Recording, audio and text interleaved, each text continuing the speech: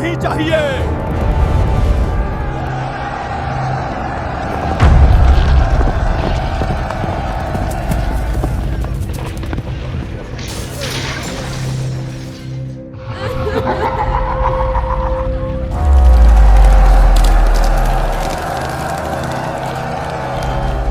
मुघल सत्तेच्या काळात करांचा जुलूम, अपमान आणि अन्याय हेच रोजचं वास्तव होतं.